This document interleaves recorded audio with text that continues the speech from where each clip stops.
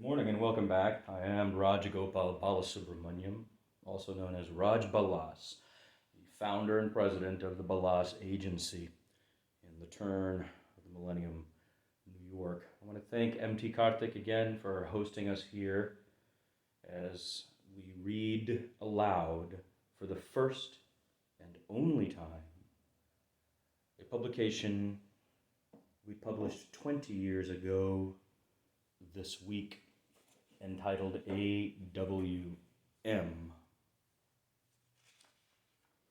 In September of 2001, the New York office of the Balas Agency, representatives of artists, writers, and other creatives, received a series of anti-war texts from a client and distributed them as directed to press outlets, academic institutions, and selected individuals.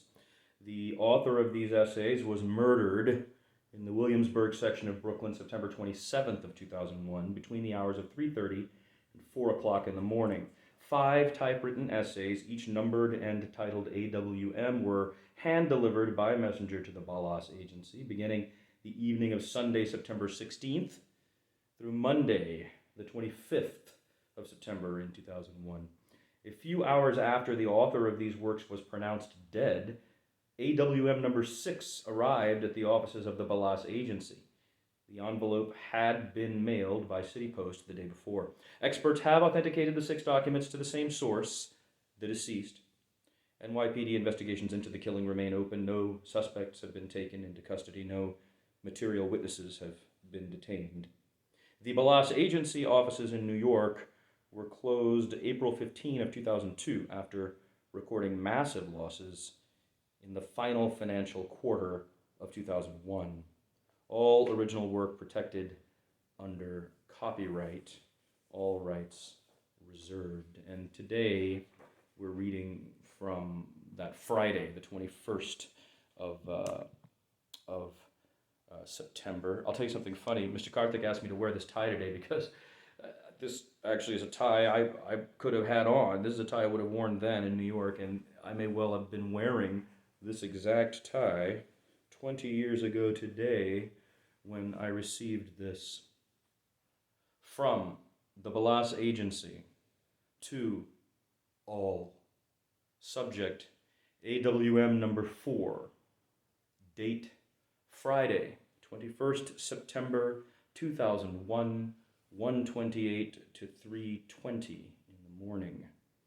1:28 to 3:20, 21st September 2001, Brooklyn. Good morning.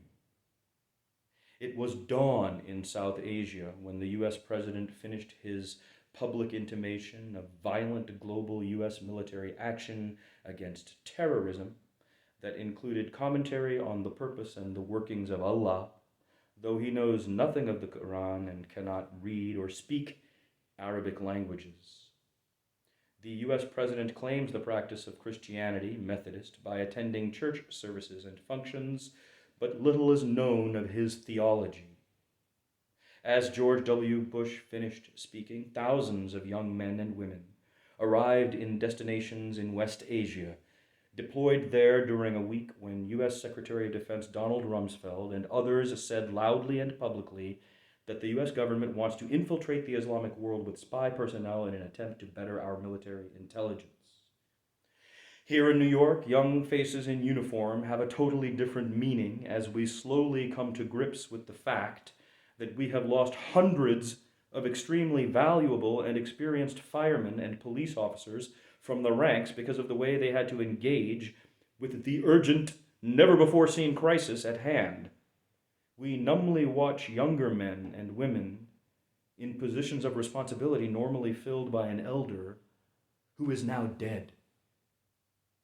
And we observe silently as other elders seek their sons and daughters, finding in some cases evidence of their death, and in other cases none. The idea of sending young people in uniform into any place where they are not equipped to handle what will happen to them saddens the anti-war movement to tears. Though there has been no due process of law to justify our actions, the U.S. president thinks it wise to mobilize our forces in faraway territory. This strikes the anti-war movement as wholly stupid decision-making. It is the position of the anti-war movement that the people who committed the murders and other numerous crimes against United and American Airlines, the World Trade Centers, Lower Manhattan, Port Authority of New York and New Jersey, the Pentagon, the state of Pennsylvania, and the United States were killed in the fiery explosions they visited so horrifically upon the U.S. It is impossible to hunt them down and do anything to them. They, like our friends, relatives, and fellow citizens killed by them, are dead.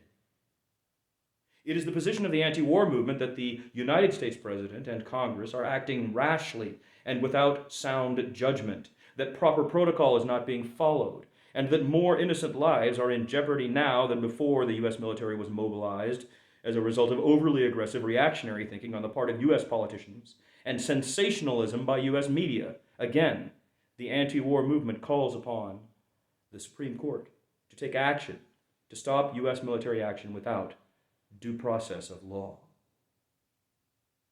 Representing literary interests since 1972. Securing the orientation of image since 1993. The Balas Agency.